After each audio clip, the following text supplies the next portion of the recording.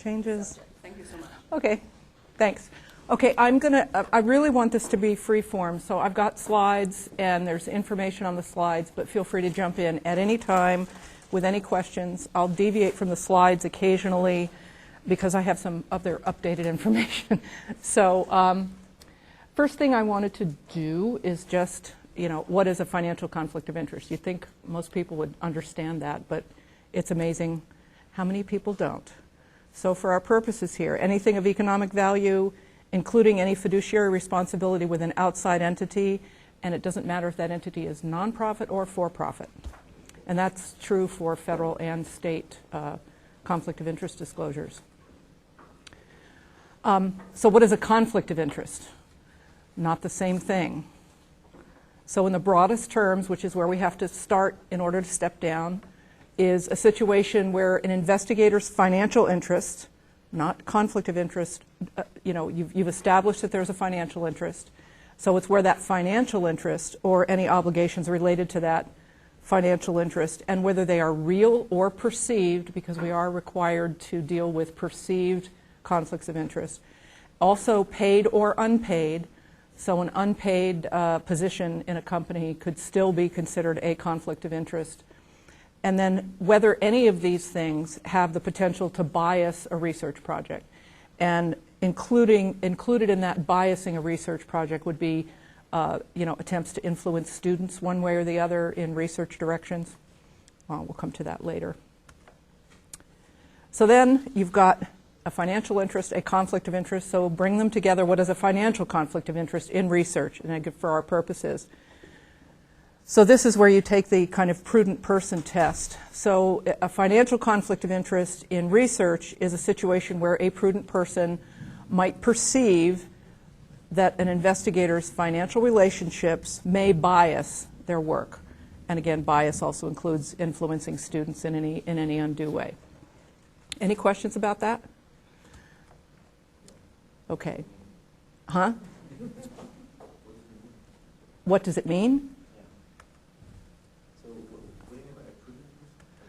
A reasonable person, a reasonable lay person like one of us might perceive if they saw, Professor X or Dr. X has a financial relationship with blah, blah, blah, and he's also doing research on blah, blah, blah. Could they perceive that financial relationship might bias the work that he's doing or the results of the work that are being done? Financial relationship, like, what kind of financial relationship? Okay, if we go back, something I described, so example, if somebody is on a scientific advisory board and they're paid for attending meetings, if there is consulting activity with the company, if you hold stock in the company, if you're a founder, have founders ownership, equity, anything like that, could be they are financial interests. They could be considered conflicts of interest depending on the situation and depending on the work. IP is another thing, yes. Could be. Could be. You have IP, not personal, even through the university. No, IP through the university does not qualify. So if you have IP that's held through Berkeley, that is not reportable as a conflict as a financial interest by either the federal or the state regulations. If it's IP that's held by another university, we have Stanford, for example, or we have that in a lot of cases. If it's held by another university, then it is disclosable because then you potentially are receiving income from that IP. If there are royalty payments, if you're doing. You also receive royalties even if you have like Right, but it's through your own institution. The difference is whether it's your institution, your home institution, and your employer, or someone outside, an outside entity. And in that case, another university would be considered an outside entity. So it's reportable, and I'm going to get to that in a little bit. Something that is disclosing is very different from is it a conflict of interest. The key in determining whether something is a conflict of interest is to have it disclosed, to see the circumstances of everything, and then be able to decide, no, it really isn't a conflict of interest because we know the situation, we know the work, we know the patents, et cetera, et cetera. And so there is no way that it could or potentially influence any other part of your work at Berkeley. So I'm sorry. No, go ahead. Maybe then, so here's a situation. Let's say I filed through Berkeley patent, and I know that some companies are interested in this, and so what if I bias my students towards working because I know they'll be interested? That is a conflict of interest that would have to be, yeah, that is the precise kind of situation that does need to be the reason for disclosure. Right, but it's the influence, there's that, but then there's also, does any of this have the potential to influence your students? If it's through Berkeley, and Berkeley is managing the IP, it's different than if somebody else is managing. So Berkeley is the driver, your employer is the driver. So unless we would consider that you have a conflict of interest with your employer, which it isn't part of the disclosure process.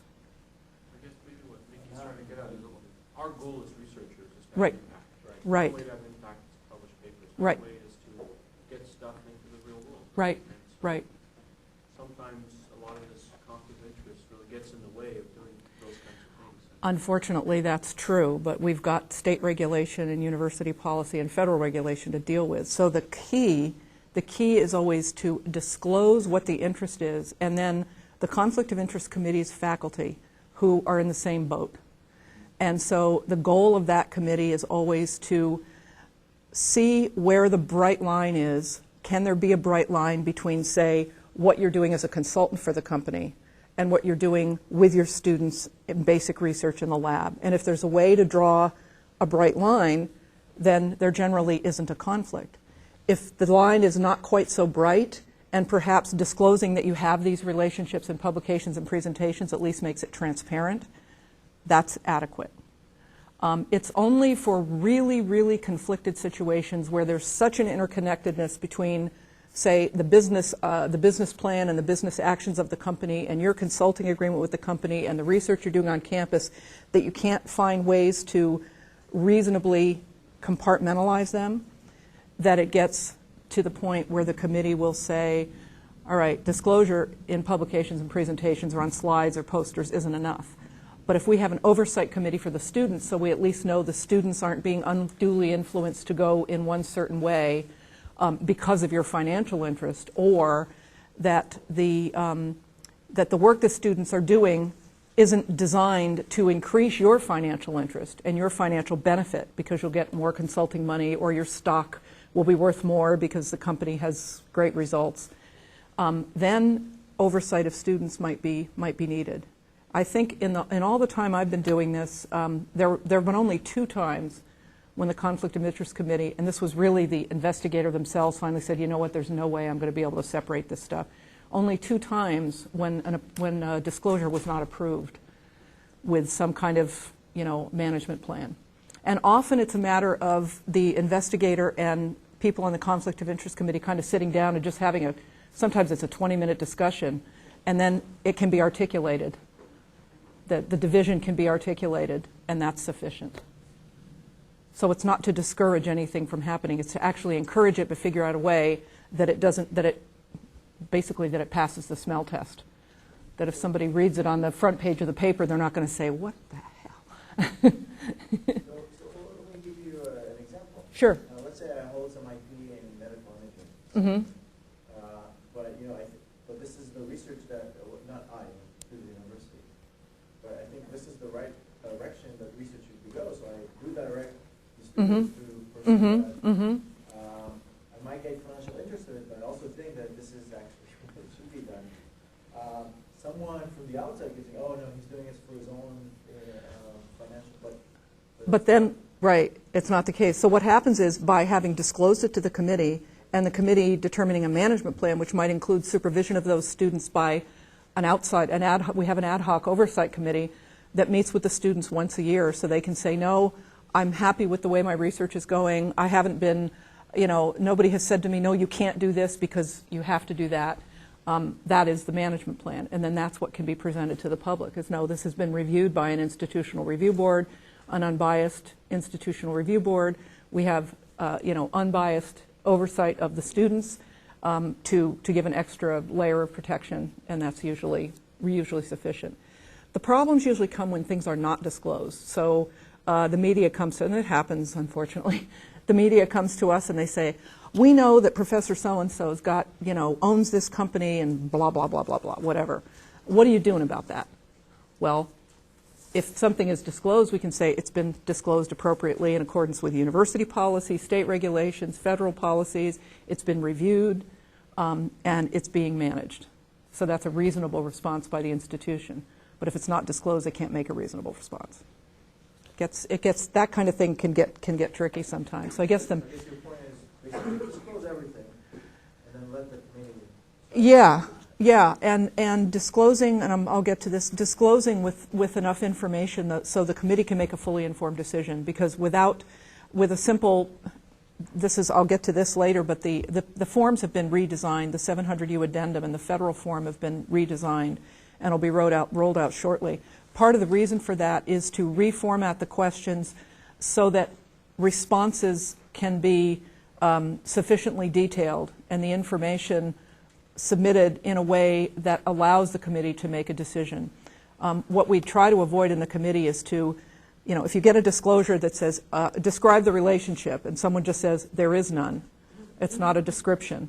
So what the committee does then, that takes up that's on the agenda for one meeting. The disclosure isn't complete, or if I've requested additional information and it hasn't been submitted, then it goes to the next month and the next meeting. And if it's not received then, it goes, to the next month. So we're trying to avoid delays and trying to get the money in here, especially gifts. Gifts can't be accepted or used until financial disclosure is done. And for some people, gifts sit around for a long time and never get, processed. For others, gifts is basically all they've got, especially if it's interim funding between grant cycles and so on and so forth. So what about relationship, research with a company? You don't have personal relationship, you have research relationship, you get research support. Is that to be a conflict of interest? No, if the research support is a grant given to the institution or a gift given to the institution, then that's not disclosable. You don't have to report that because that is not a gift or grant to you as an individual. It's a gift or grant to the regents. So that's not disclosable as your personal financial interest. If you had a consulting relationship with that company and you were receiving research support from them through the regents, then you'd have to disclose that you also have a consulting relationship with them. And then they'd look at how the work you're doing as a consultant relates or does not relate or can be separated from the work you're doing with your students in the lab on campus.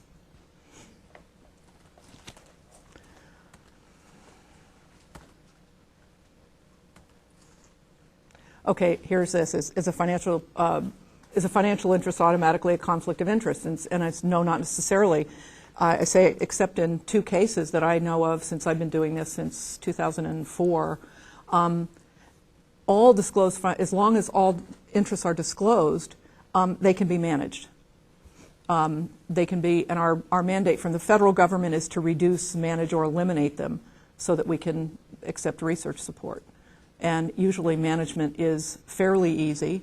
There are UC campuses, especially those with medical schools, where it's a little more difficult, or they have very strict rules, like if you are receiving research support from Company A, you can never consult with Company A during the period of that research support. Berkeley doesn't do that. We look at the circumstances of the consulting relationship and the topic of the research grant and see if there's a way to keep them sufficiently separated so that there isn't even the appearance of a conflict of interest. Or if the appearance is there, we've done something to manage that appearance, like saying, you disclose that you also have a consulting relationship with Company A in research publications that are supported in whole or in part by the research grant from Company A. So you're providing transparency, and it's a comfort level.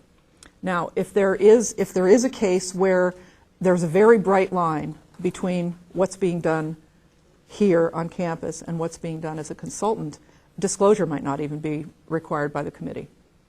They'd really look at the individual circumstances of that disclosure at that point in time and the scopes of work of what you're doing. Really want to know what you're doing as a consultant, for example, and what you're doing in your lab, and whether these things can be teased apart. It's kind of a closed loop system where you're consulting and you're receiving research money. Mm-hmm. In situations, it's not, so transparent. Uh-huh. You're doing your own research, and you consult based and you make money, Mhm. but you're not receiving research support. That's fine. That's fine. Yeah. The only time that the disclosure comes into play is if you have a financial relationship with an entity and you're also receiving, you have an outside financial relationship with the entity and you're also receiving research gifts or research contracts or grants through the university. But there could be situations where people, Yeah, I could get my grad students to do research on something that I could make a lot of money on. Right? sure, sure. Can you disclose something like that? There are university policies about avoiding conflicts of interest, and you'll see those in the academic personnel manual and so on. And there are university policies about disclosing your outside commitments. If somebody wants to game the system, could they? Probably. What if You you know. want to disclose just to make sure We have that all the time too. Investigators will call me and say, I don't have a grant yet, but I'm thinking of doing this and I'm thinking of doing this, and I just want to know that I'm not doing something wrong. So the Conflict of Interest Committee vets things like that all the time, and will write. They'll provide opinions. It doesn't mean we're ever going to get a disclosure, because a disclosure might not be mandated for the situation, but they'll certainly vet any requests. Yeah. Is there an official way to make a disclosure in cases where there's no money? You can contact me directly, and everything that comes to me is confidential. So you can contact me directly, give the circumstances. In fact, we did this just the other day, the last meeting, where an investigator had a situation. They wanted to make sure that there was no appearance of conflict of interest in what they wanted to do, and the committee said, "Looks fine to us. Thank you," and you move on. Yeah. Yes, sure. So you said stocks. What if stocks? Uh-huh. So let's say I work with Intel. They give me research support. Yeah.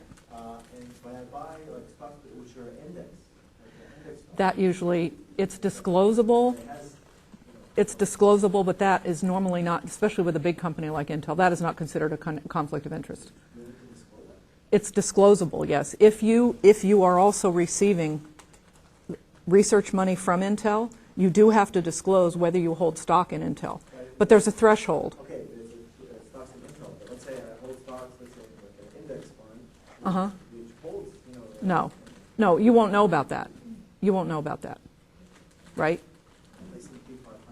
Yeah, you right, exactly. Other spouses or family members. Yes. working for these companies. Yes, that is also under the state regulations and the federal as well. Disclosure also applies to spouse, registered domestic partner in California, and dependent children. So index stock you own. No, no. So what counts as a research grant from a company in this sense? Would an unrestricted gift count as?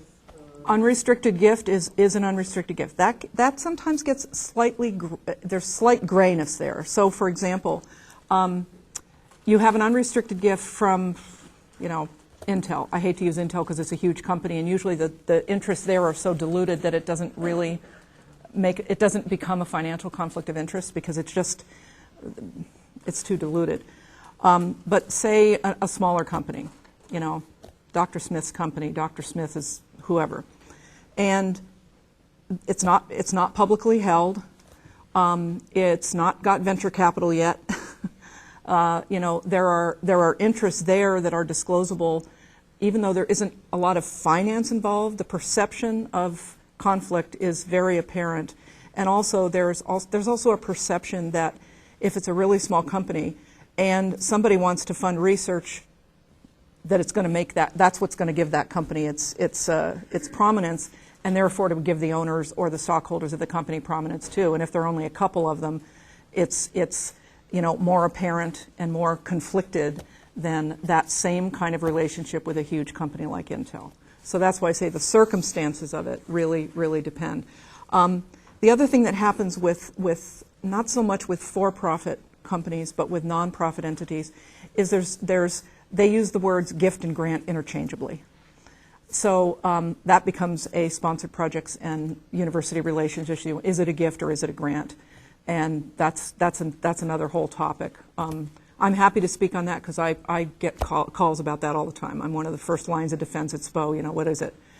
And a lot of times that just depends on the terms and conditions that are attendant to receipt of the money. If you have an unrestricted gift from Dr. Smith's company, but you say that you're going to use this gift to do blah, blah, blah, then, you know, if that is in the immediate business interest of the company, you have a financial interest that could, That's not yeah. really unrestricted because you're saying that you're going to use it for X, right? Exactly, exactly. Now, technically, Most of the research gifts, they are considered restricted. yeah, most of the, exactly, For specific research purposes. exactly, It's very broad. exactly. But they, Considered restricted gifts. right, and those are, that's all, it's all disclosable if you also have another relationship with the company when you receive that gift. Agreement between two parties. There's no restriction on the money. There's a general agreement that you're doing research on a certain topic. Yeah, yeah. It's still a gift, but Right. with the Yeah, understanding. so talking about gifts which are not like that. Right? Which are There are unrestricted. completely unrestricted gifts. We get those kinds of disclosures too. In fact, I get disclosure where I say, I've got this unrestricted gift. There's nothing in the gift letter to indicate anything different. There's no side deals. There's no, you know, there was no proposal submitted. That's another thing. Often people submit fairly elaborate proposals, and then the thing will come in and say, well, it's unrestricted except. And that intel is notorious. You know, that this is something that the institution is looking at now is, you know, how do we deal with these things? Because the expectation is certainly that you're doing research that's of benefit to the company. I mean, it would be naive to think they're going to just give you something because they're not interested, right? So, and that's why the conflict of interest regs that pertain in the state, sometimes there is a special carve out for UCs and CSU investigators, but sometimes it's a very gray area. And that's, again, why disclosure is all important, because then the scientists that are on the committee and the people, you know, talking with them, they can tease this thing apart and say, all right, this really isn't a conflict. Let's just move forward and go on to the next thing. Yeah. And as I say here, you know, the key is disclosure and review, not disclosing, not being a policeman, not saying no, but disclose, review so that it can happen, so that everything can move forward. What I've done here is just, there's the conflict of interest site, the conflict of interest committee has a site. The next couple of slides are just screenshots of the kinds of stuff that's there. You know, we've got frequently asked questions, we've got scenarios, we've got case studies, we've got all kinds of things on there, as well as links to all the policies and more than you'd ever want to see. But if you glance through that and have any questions, you can always contact me. It's divided between state, federal, and human subjects. I'm not really going to go into the human subjects thing here because it's probably not pertinent to most of you, but it is state and federal. And unfortunately, they are different. We've got different thresholds. We've got different requirements for reporting. One thing to remember is if you're reporting under the state system, the 700U, that is a direct financial relationship between the filer, that is the PI, and the entity that is giving the funds. Those are usually easier to deal with.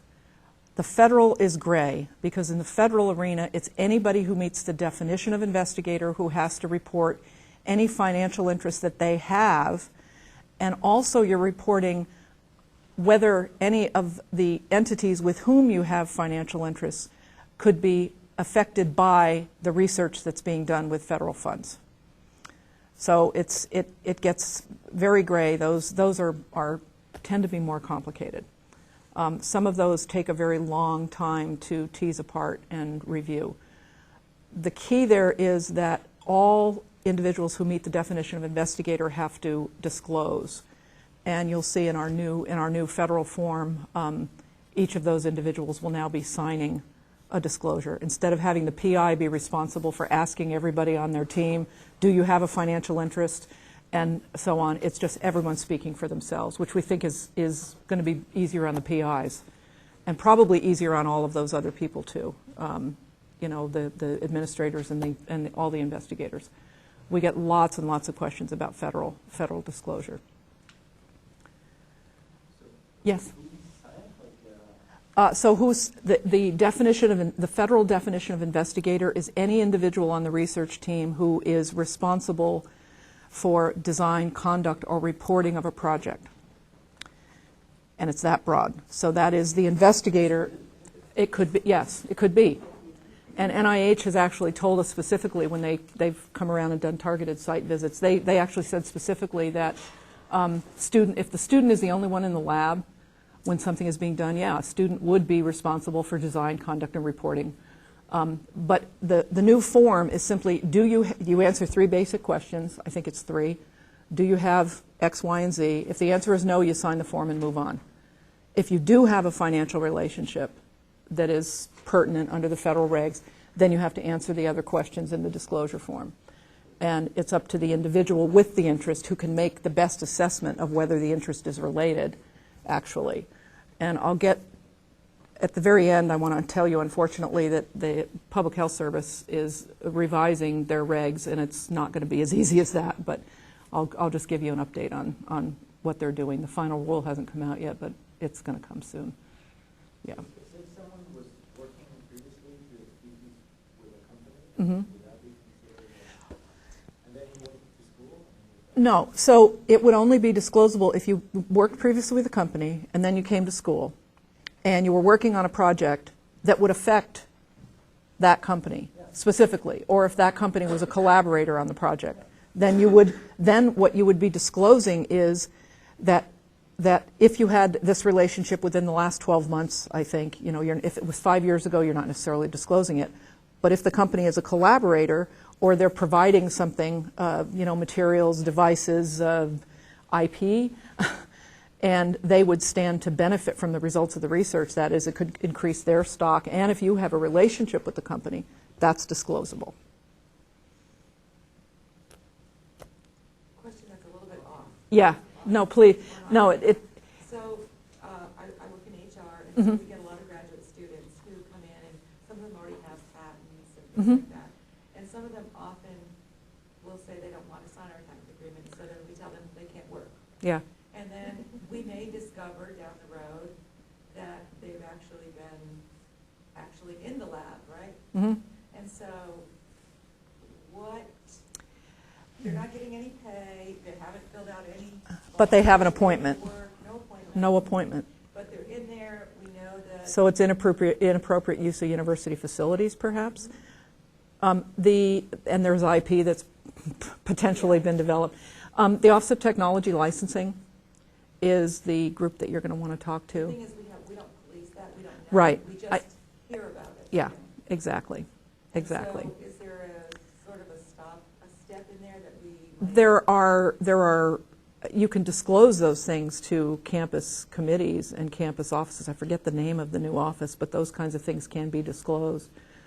I think- It's not the whistleblower policy exactly, but there are ways to I'm just saying, let the yeah. faculty know that they can't Yeah, have that yeah, happening in their labs. yeah, yeah, And yeah, that they need to go through, because I think part of our challenge is getting that information. right, right, So that it doesn't look like we're trying to block them. right, We're just trying to really protect them. right, Protect us. right,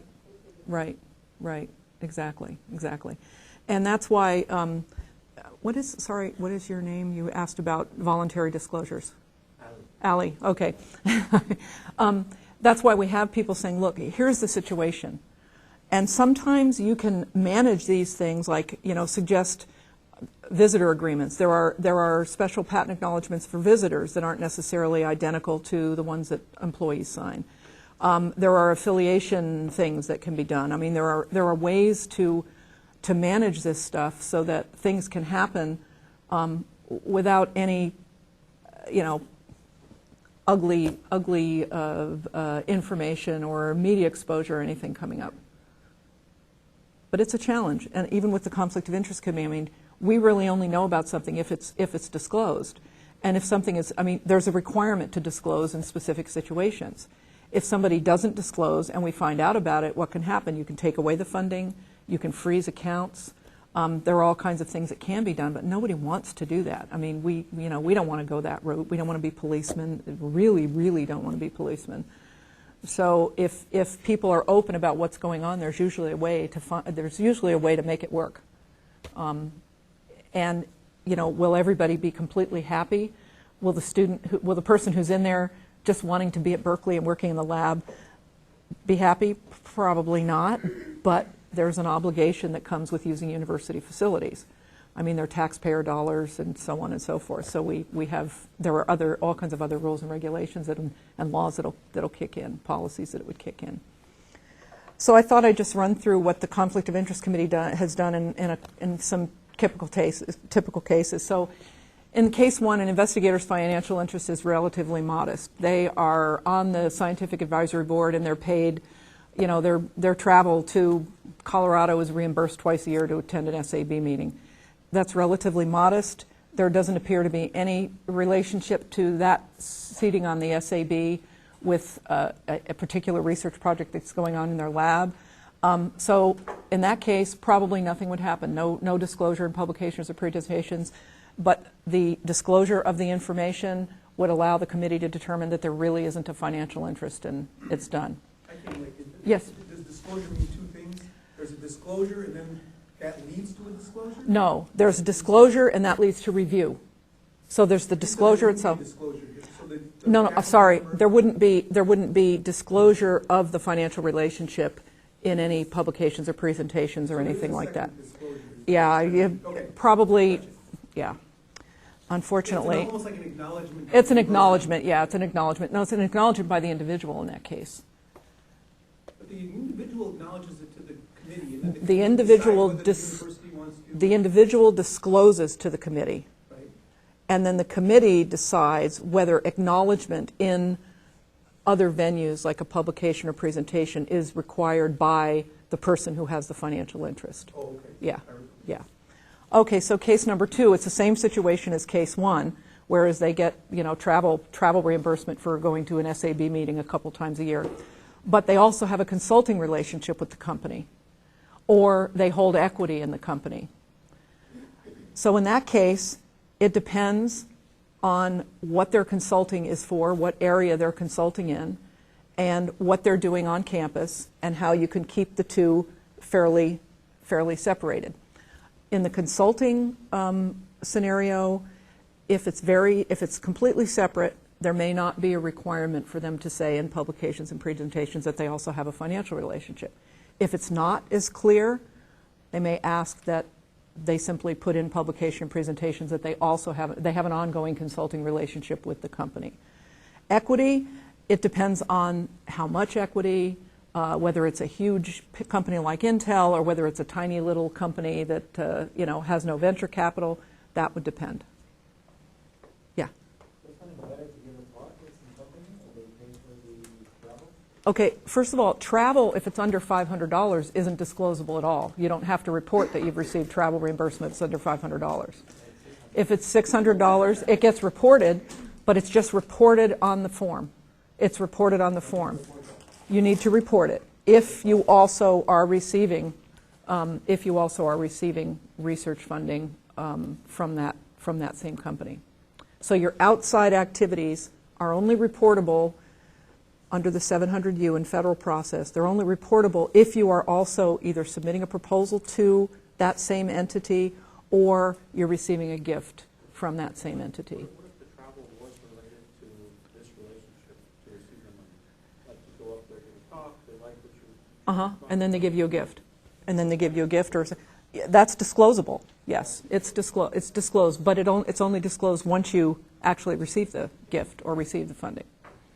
Yeah. What if you have something similar to case number 2, except the investigator has a significant position in the company, like a co-founder, chief scientist? That would all be taken into account in the review. And again, it's going to depend. With small companies, that's really common. And faculty are encouraged to be entrepreneurs. I mean, there's, you know, so those situations come up all the time.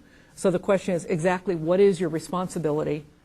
Are you in a position where you actually choose how research funds are distributed by the company? If the case is yes, then that gets a little more complicated. You can't be a line officer of the company without, generally anyway, without specific approval through the academic, you know, disclosure, the conflict of commitment disclosure process. The COI committee doesn't get involved in that process, but we do ask to see approvals. So if a dean has approved somebody to be whatever, we know it, and that could be taken into account in the disclosure process, in the conflict of interest review process. Sorry, I'm using disclosure in two different ways because the form itself is called a financial disclosure. And then what you put in presentations and publications is really an acknowledgement, but we use the word disclosure that way too. So The conflict of commitment is through your chair. the- that's right. That's right. And conflict of interest is through the Faculty Conflict of Interest Committee, yeah. There is talk at the Office of the President about whether these things should somehow be integrated. And there was recent internal audits by Office of the President for every campus. And I have to say we came off the conflict of interest. We had no findings whatsoever, so that's good. Conflict of commitment was not as nice, but so there's talk about whether those should be integrated, because in this audit there was an assumption by auditors, incorrect, but there was an assumption by auditors that because you have filed an APM 025 Category 1 disclosure that you automatically had a conflict of interest. So I spent quite a bit of time with the auditors saying, that's not necessarily the case. They don't necessarily go together, and the opposite doesn't go together either. Because you have a conflict of interest doesn't mean you automatically have a conflict of commitment. There are standards for all those things, and they're not the same. Conflict of commitment is if you've got outside activities and you need, you're a line officer of a company, you're going to be less than a 100% appointment because you're also getting this company up and running. There are a variety of things that require approval from your department chair or dean to do.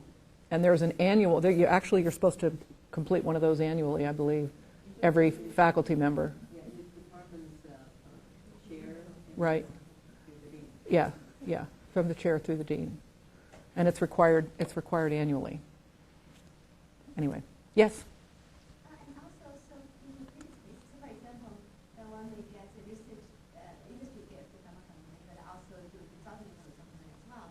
So in terms of the council you mentioned, the review committee may decide whether you do whether you do the acknowledgement, implementation, or the other consulting. Right. What are the other potential?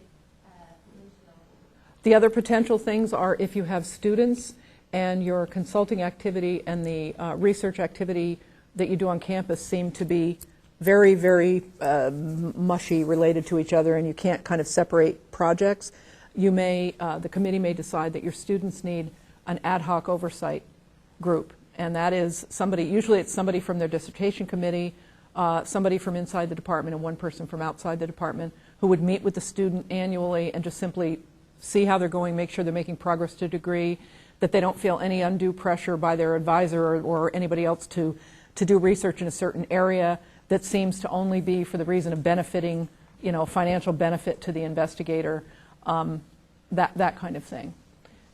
In very, very rare circumstances, have we said, for the period of time when you're consulting on for this particular project, no consulting. Or if you can't consult for this period of time, or you can only consult on areas that are not related to blah, blah, blah. To try to keep as much of a bright line as possible between the activity that's being done on campus, basic research with students, and the activity you're doing as an outside consultant, which is your own personal time that isn't overseen by the university. And you're not using university facilities or anything for that either, for your consulting activity. So, yes? Yeah, just real. Yeah. So let's say I hold a visiting position at Stanford University, Mm-hmm. and in the summer I might get paid by them. Mm-hmm. But I also get an NIH subcontract from Stanford Mm-hmm. University. Is that? So, for state purposes, that is for the 700U process, no, you don't have to disclose your relationship with Stanford, because you don't have to disclose, under the 700U process, you don't have to disclose relationships with educational institutions or governmental organizations or any non-governmental organizations that the state has decided are exempt from the disclosure process. And there's a list on the website of all those organizations that you don't have to disclose for. Universities are automatically on that list. Any governmental agency is already on that list. However, under the federal regulations, if you were submitting a proposal, to NIH or NSF, and you also had an appointment with Stanford, you would be disclosing that you have an appointment with Stanford, because it's outside income that you have that's separate from your university salary. but it's only a matter of disclosing it. And that would be disclosed only if you're receiving income. You would be disclosing the receipt of income, but you wouldn't probably be disclosing that Stanford can benefit financially from the research that's going to be done, unless you also had IP and there were royalties, and there'd have to be a more complicated. Yes, I know. I know. It actually sounds more complicated than it is, I think.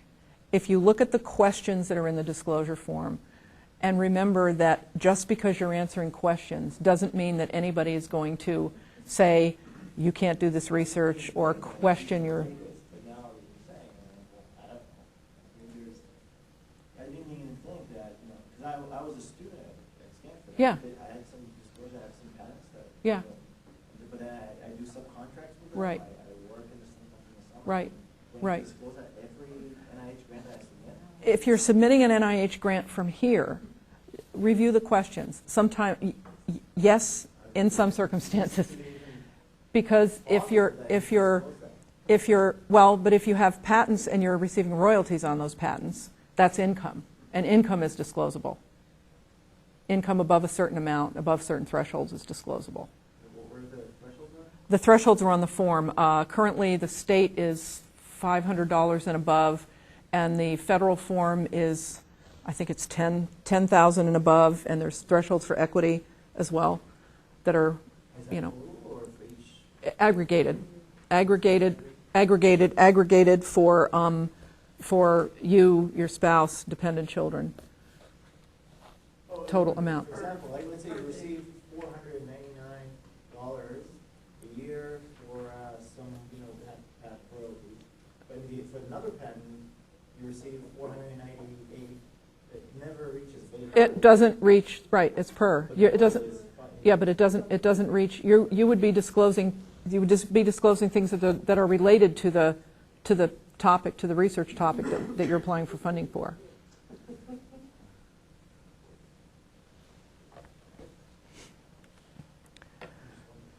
Okay, this is a situation we were describing before where if an investigator has ownership of a company or managerial responsibilities to the company, which will also sponsor the research, then you've got perhaps the more complicated management plan.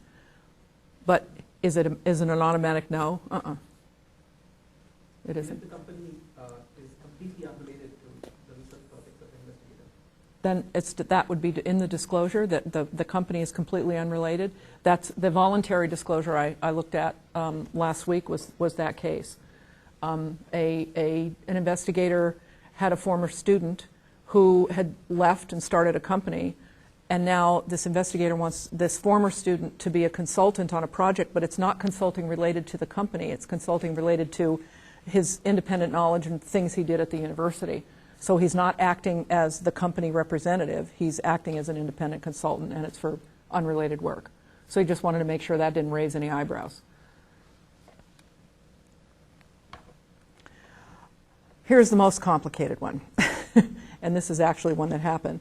So a faculty member had major ownership equity as well as scientific and fiscal responsibility for a company, proposed that company as a subcontractor for a major portion of the work that was coming to the campus as the PI, and the only other, actually there were two other employees of the company who was going to be the subcontractor. One was the PI's spouse and the other was the PI's son. And there was no way to separate out anything. And actually in that case the PI said, you know what, this isn't going to work, because what the committee had suggested is that somebody else needs to be the PI on the campus. You have to decide kind of which hat you're wearing. Can somebody else be the PI on the campus? Well, no, because there was nobody else doing that kind of work. Okay, that's one thing down. Is there anybody else at the company besides your spouse or your son that can do? No, the company's really still in the garage, and it's so there are situations like that, but they're rare. They're rare. Excuse me? In this one, in the end, the PI withdrew the NIH proposal, and herself withdrew the NIH proposal because even NIH said, how is this going to happen? Because we're required to report these things to NIH. That's something I'll get into in a little bit. But she took all, we had three, I think the committee had three different scenarios for her that could be possible. And none of them were going to work. She said the fact of the matter is there's no way to separate out what's being done because it's one project. And so the other suggestion was have the company submit the NIH proposal.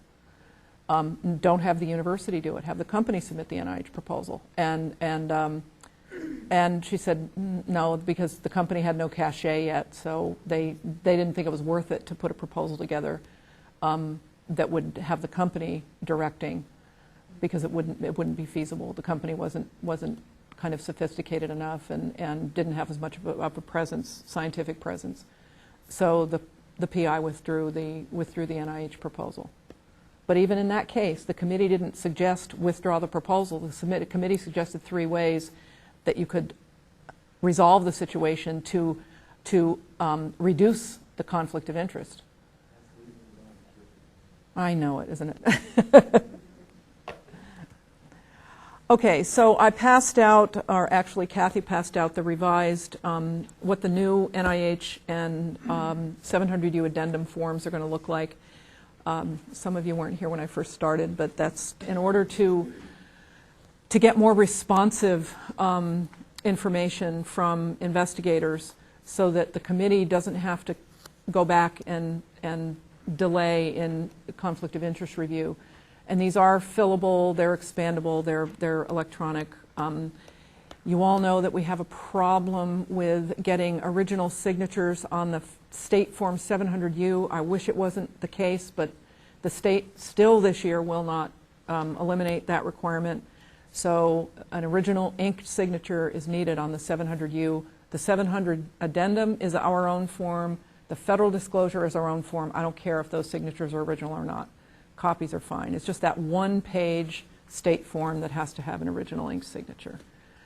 And if you have any comments, if you want to take a look at these, you have any comments, suggestions on the forms, we can still play with them. You're the first group that's seen them, so let me know what you think. It's you can fill them out electronically. And the boxes expand, and you can no. The only one that these signatures can have, it doesn't matter as long as they're signed by the investigator making the disclosure. It's fine with me. They can come to me any old way. The state form 700U. It's the one-page form. Yeah, and that form is unfortunately also one we can't mess with. It's the same for everybody at CSU and UC, and is it useful? Sometimes. Does it? Gifts.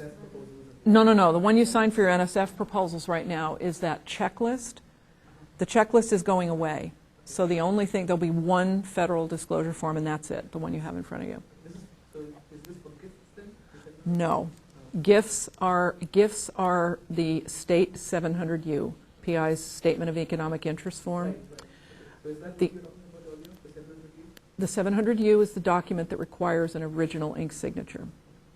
The other 700U addendum doesn't require an original ink signature. That one is not a state form. That's our form.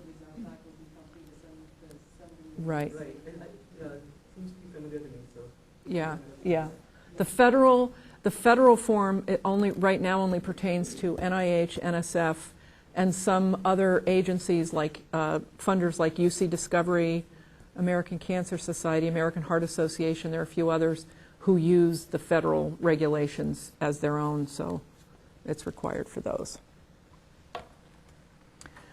Okay, I just wanted to go over some of the filling out the state 700U form.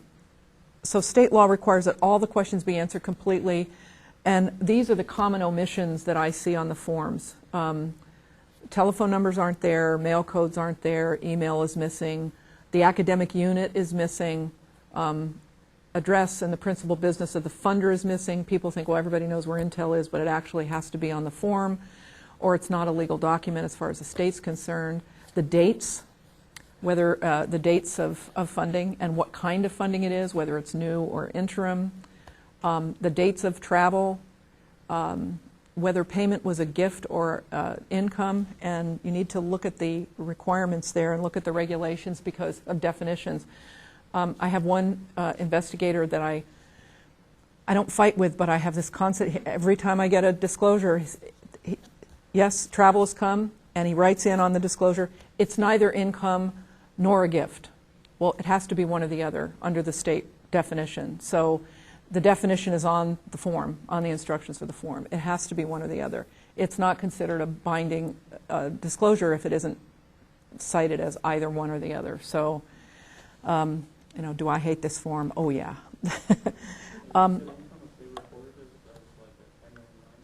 Yes, yes. It could be a gift. Yeah, it could be a gift. Right. Most travel reimbursement is probably going to be income, but not all. And the original ink signature is, yes, excuse me? Travel reimbursement is income.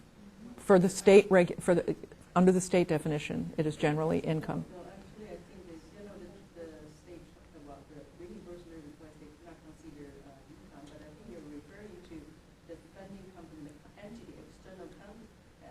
Yeah, Entity to them. right. Consider income, but when you have a If you have a grant or something that's through the university, you're not declaring travel as income. No, we're not talking about that. We're talking about the money you would, if a company or some other entity pays for your travel outside of funding that comes through the university. So if you're a consultant, right? Yeah, it depends. You have to look at the definition of travel for the state. Yeah, yeah. Look at the definition. Look at the travel definition for the state. Yeah. Yeah, wouldn't you then just deduct that as an expense on your consulting? It seems like, I mean, Well, it depends. It depends. they reimburse? Depends on how the company pays. Yeah. That's something that, you know, it depends on how they pay. Reimburse you, what goes out of your pocket goes Right. in, that's not income. Right. As If they opposed pay to- you, as opposed to giving you $500 and saying, here's a check for $500 to use for your travel. Right. That's completely different. The reimbursement out of pocket to pocket, free, zero, no taxes. But they need to report it, they reverse. Right, but it seems like it's not anything to get worried about one way or the No, other. it's called an accountable plan versus non-accountable plan. Accountable plan has a reimbursement. Yeah. So let's say I'm invited to the conference, I submit them the receipts that I pay, my own money, I get that, that's how It's reimbursement. It's a reimbursement. The university. Right. Reimbursement It's- because it's- they're following the account. You have to look you have to look at the definition that the state considers, and it's not the same. It's not the IRS definition. It's not the IRS definition. It's a different income for the purposes. It's a different definition for the purposes of filling out this form. So look at that carefully. Yeah. What if the company books the ticket for you, just to come give a talk, so they take care of everything? Well, under what she just said, that's the same thing. It's a reimbursement as well? No, see, I'm talking reimbursement via IRS. Right. for The- 63. the- That's what I'm talking. Right. She's talking something different. That's right. Based on what she's talking about, what you are just saying is exactly what she's talking about. Right. They prepay your airfare, prepay your registration, reimburse you, or hand you a check for your travel. That's what she's saying, that it runs And differently. it's run differently, and it depends on whether there's a quid pro quo. I mean, I didn't bring the state form with me, unfortunately, because I was looking, yeah.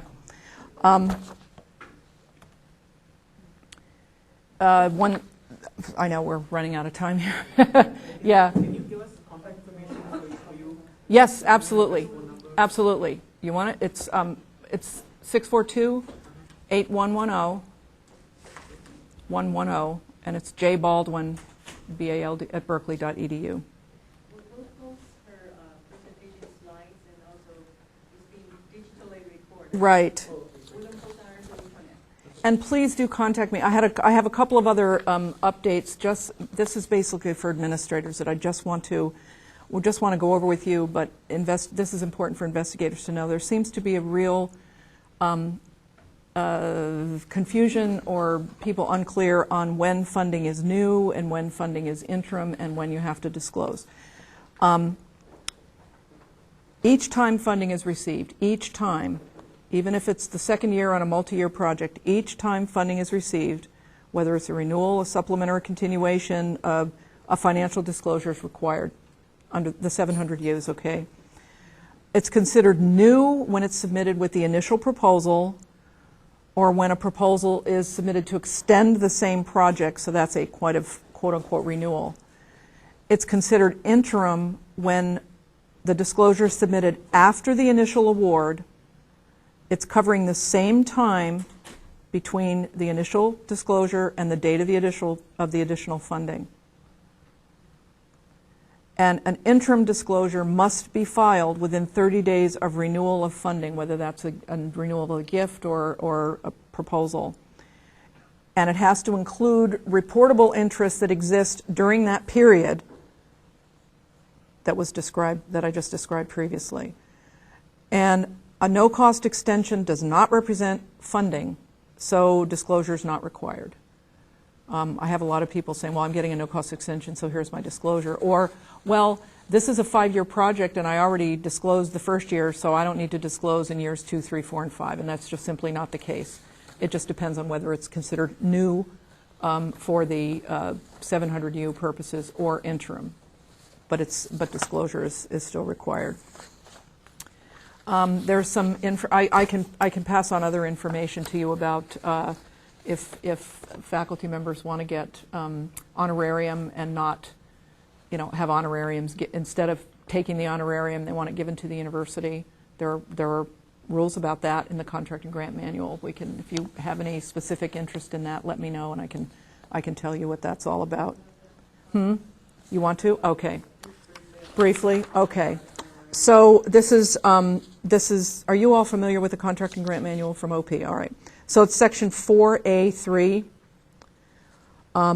So an honorarium would not be considered additional compensation to the employee in certain cases. So I'm just going to read this to you. The employee can't avoid tax liability for additional earned income simply by assigning or transferring the compensation for personal services to another entity. There is, however, a process by which a UC employee can decline an honorarium before the services are performed and request, but not demand, that the honorarium be retained by UC and used by UC in a certain manner. In that case, if that case occurs, the honorarium wouldn't be considered additional compensation to the employee. However, in no event should those payments made into an employee's research account or to another fund controlled by the employee. So there has to be a separation. Yeah, it makes sense, but it's amazing how many people.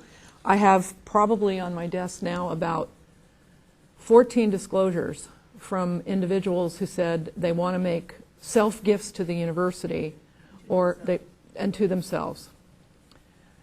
In that case, they can give it to the department. They can give it to the department, right. But it isn't a gift they're making to themselves. So what they do is they fill out a 700U. They fill out a 700U and say Professor X wants to make a gift from Professor X to Professor X from Professor X. I was going to say, because Professor Hofflinger has done that for years. Yeah, and it's not a disclosure. It's not a 700U disclosure that's done then. That's. How can they make a gift to something that they don't have? How can they gift something To their own research.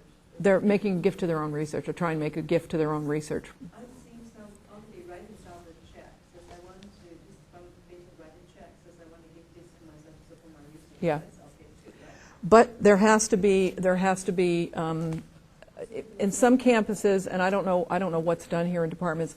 In some campuses, San Diego, for example, those investigators at San Diego would have to sign something, or there's a policy on that campus that you can't then decide. You can give the gift to your department, but you can't then decide what happens to it. Somebody else has to decide what happens to it. If somebody else, like the chair, decides it's going to go into your research account, that's okay, but you haven't made the decision, somebody else has. And I think that's in place here too. I think it's implied. Has accepted this typical letter. I know. Yeah, and it's not that it's not possible. It's not a 700U disclosure. So it's not a conflict of interest disclosure. It doesn't seem like a bad thing to me. Oh, no, I mean, yeah, I mean, it's, you know, isn't it wonderful that they got enough money to do that? But the question is, are they then the ones to decide how the money is going to be spent? Or should it go through a chair or someone else, some other academic review? And in some places, if that happens, they can't sign invoices, they can't sign, you know. Are they allowed to make donations? That's That's a gift. a gift. Themselves to their own? A gift is, that's a gift. research? That's a gift. Well, then that's what I. It's a gift. But that's what they're saying, but that's what kind of, like, okay, Professor Hilfinger, he's done it since last Donations year. to right off. About every 3 or 4 years, he writes, you know, I am making a gift to myself, Professor Hilfinger, Yeah. for $5,000, and it goes into various donors, and he doesn't have any extramural funding at all. And so there are certain expenses the professors are expected to pay for. Like the phone. I mean, some basic things. Yeah, so he's. This is not, yeah, this is something to take up with gift administration. Yeah. So, but for purposes of the COI, yeah, they're not, who are they disclosing a relationship with? No, I'm sure he is. Yeah, I'm sure he is. Yeah, Yeah. yeah, exactly, exactly.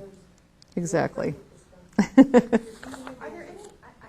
think that's sort of an unrelated question, but, so if we engage with an independent contractor and they're filling out the conflict, that one conflict of interest form that they're not, this is in regards to.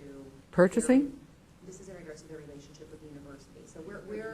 It's purchasing, that's not, Right, yeah, but it's a separate process. we don't do any sort of process to ensure that if they're being paid on a project, that they have, that, let's say the project is being funded by a particular organization, that that person doesn't have any financial gain or interest. Well, in the organization. you would, because if they are the PI, if they're the PI, But they're not, they're a professional, they're. but that's not a university employee then, that's somebody else. Yeah, But we don't need to be concerned if they're not a university. that's not part of the conflict of interest disclosure process that is handled by my office. Okay. Say they haven't been in employee for 2 years. Yeah, That's yes, That's like the relationship. Right. But the financial piece, we have no way. How do I know that they aren't working at a company that's funding this research, that now they're being contracted to do that work? And I Right. think that also could happen. I mean, it can happen, I would have no visibility into it. Yep. Even with an employee, a 10% academic employee, it says that they can only work 10% because of their outside commitments, their other job. We don't probe into, perhaps that place that they're 80% or 90%. that's a staff person though, right? No, academic. Academic, okay. What comes into play is if they are submitting a proposal as the PI, they're required to submit that proposal through the university. And with that proposal, unless it's something that's exempt, they have to do a disclosure, a conflict of interest disclosure with the proposal. So one of our, The concern with it is more in regards to our PIs, our Yes. principal investigators. our most complicated cases, by far, with one very particular exception, our most complicated cases in conflict of interest are with adjuncts. Very, very complicated. And we've been able to manage most of them. Some took a very long time. There's one that's finally managed, but it was pulling teeth to get information from the investigator. So, I mean, it's long after the start date of the award, and this was an SBIR STTR proposal too, which is complicated. But the adjuncts pose very unusual circumstances, challenges, because It's also largely trust and honor, because there's a lot of relationships where you're just not going to know. if yeah, yep, They're exceeding 100%. Right, right. Even though it's the department who's supposed to be Right. responsible for it. I know. So, and you know, again, that proposal submission policy applies to adjuncts, even if they're unpaid adjuncts. If they're going to be a principal investigator, they have to submit proposals to the university. I mean, we set up conflicts of interest in some cases. SBIRs and STTRs set up conflicts of interest. They're intended to benefit small businesses. We encourage our PIs to start companies. So the important thing is, okay, how do we manage this? We've set it up so that it's going to be a conflict of interest. So the university has, the federal government has set it up as a conflict of interest, you know, in a lot of ways. So how do you manage it? And it's usually manageable. It's usually manageable. It gets a little more complicated with very, very nascent startup companies that have no venture capital and no facilities. There are many instances where we have SBIRs or STTRs that have gone on for years, and that's the only funding the company has. But they're still convinced that they've got, that it's, you know, that they're of scientific worth, that it will ultimately be of public benefit. So do you discourage that? No, of course not. You find a way to make it work. You find a way to make it work. But adjuncts, very complicated. We wouldn't have them here if they didn't have some special expertise. In many cases, it's because they've had a company, you know, or because they were employed by Intel for 20 years before they came here that makes them valuable, you know. So it's how do you manage the inherent conflict of interest, especially if they have an ongoing relationship with the company. What about on the procurement side, when a faculty owns an organization or this company? The vendor. Yeah. Well, right. No, so then they have and then their research project is procuring from them. That is biz. We have this situation, but Yeah. usually run it through procurement. Right. Director for the director to review whether they Right. proceed with the procurement. Right. It's biz 43. Doesn't have to do any disclosures on that? They have to disclose. Yeah. We have done a couple of those cases. Right. Right. Right. The vendor employee, Yeah. Right. Right. That's outside of this, but it comes into play too sometimes. Comes into play too sometimes. It's the Conflict of Interest Committee. This is a group of, there are no women on the committee at the moment. We hope to change that, but they're a group of really, really thoughtful investigators. And you know, there's no cookie cutter review and approval. They really take the circumstances of that particular disclosure and that particular relationship at that particular time into account. How often do they meet? Once a What's their month. timeline? Once a month. So any materials have to be to me 10 days before the meeting date. The meeting dates are all on the website. The materials have to be to me 10 days before because I'm slowly getting them out of the paper world. You'd think these guys would want to do everything electronically, but they don't. They kind of think of this as, they say, well, I can take these things and take them home because they're very thoughtful. So it's like reading the newspaper. I said, yeah, but we're killing a bunch of trees. There's 2 months of the year when it goes on, right? Only one, August.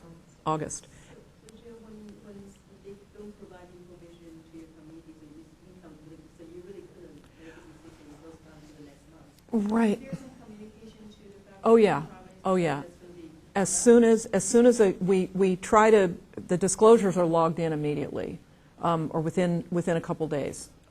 So they come to me, they're date stamped, and then I have someone who works for me part-time now. There is a memo which we started sending back to the investigators to tell them exactly where the disclosure was incomplete or what was missing. It's highlighted, all those areas that require attention are highlighted. Some of the most common problems I pointed out in here, but some of the other things is we'll get a disclosure for a gift which is positive that has no gift documentation attached to it. Or we'll get a positive disclosure that has no addendum attached to it. Or we'll get a disclosure for a federal project where they use the 700U instead of the federal disclosure. So those are all sent back to the investigator right away. And then, unfortunately, then we have to, we follow up, but we have to rely on them getting information back to us in order to get them on the agenda for the meeting. Is there a move to automate that in the way that this new subjects protocol has been? We are, yes, in my dreams. We're waiting, we're part of the Koali COIUS thing, and there is a COI module in Koali COIUS that is, yes, you are, yeah, the Koali COIUS, not the COI module, but the rest, yeah. The human subjects protocol online is so. Oh, yeah, I know. And I like that for COI review because I can use it. It's great. It's great. I can use it and make comments. It's fantastic. So hopefully the Koali COIUS COI module will work. I've been on the subject matter expert groups for that. We're in the process now of trying to really test the system. But as you can imagine, this is a system that is trying to incorporate individual state regulations, university regulations for multiple universities, and federal regulations, and be able to get something out of the box that can be easily customizable by say, California to meet the state regs. But I'm really hopeful. I'm really hopeful. Yeah, really hopeful. let me know if you have any other questions anytime. Thanks. We appreciate that. We are faculty are actually very interested in the subject. Who was that? Okay, I didn't know who it was.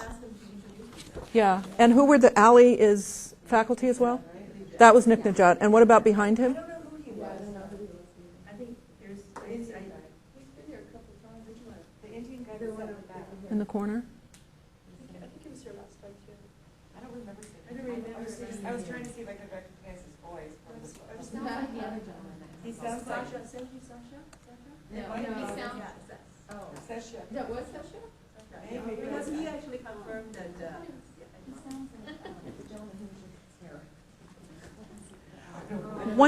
One thing, just one more thing. Okay, okay. He has a lot of questions. Yeah, But yeah. different questions. And it's funny because I've sent things back to him and he hasn't called. So maybe he'll call me now. Yeah. We both want to check you out today. Is that Yeah. okay? She's sick. One thing I'd like to have you take a look at, just so you know. I know you guys, you don't do all that many NIH, I don't think, out of Erso, but we're trying to develop some. yeah. So take a look at this thing. The Public Health Service is revising the regulations incredibly. They're going to be much more strict. They will involve annual disclosures, required annual disclosures. They'll involve, while we'll be able to use the investigator, involve the institution deciding whether any financial relationship is related to the PHS funding. It requires reporting on a publicly accessible website. The last few slides show what we've got to do. Some of these things are in place already, like this training. PIs already have to do the UCOP training. That may be sufficient, but it may not be completely sufficient. The posting of significant financial interest on a publicly accessible website is the one that's going to be a challenge, not only, money-wise and also infrastructure. So we are working as a system. There are conflict of interest coordinators at each campus. We had our meeting this morning, and we're trying to get OP to pony up to at least partially fund this and to have a centralized system so we're doing things consistently. It's a challenge because there's no money and there's no people down there anymore. So that's what we're doing. Yeah. We don't have the final rule yet. We know it's with Office of PHS released it to the Office of Management and Budget, but it hasn't been issued yet. I was in a meeting in Philadelphia a couple weeks ago. We have a professional organization for conflict of interest in academia, and NIH was there, and they said they think it's going to be a phased-in requirement, so it may not hit us all at once. We don't know. We also don't know if NSF or any other federal agencies are going to follow suit. We have had probes from NSF, the NSF OIG. I did a survey for them recently, and they only chose one campus out of the UC system, and they chose us. So it was a survey. But this is the way the NIH targeted site visits started as well. And I think they chose us on purpose because we're not a medical school, and they want to see what the non-medical school stuff is like. So there could be some really big changes on the horizon from the feds, but, you'll know as soon as I know. Thank you.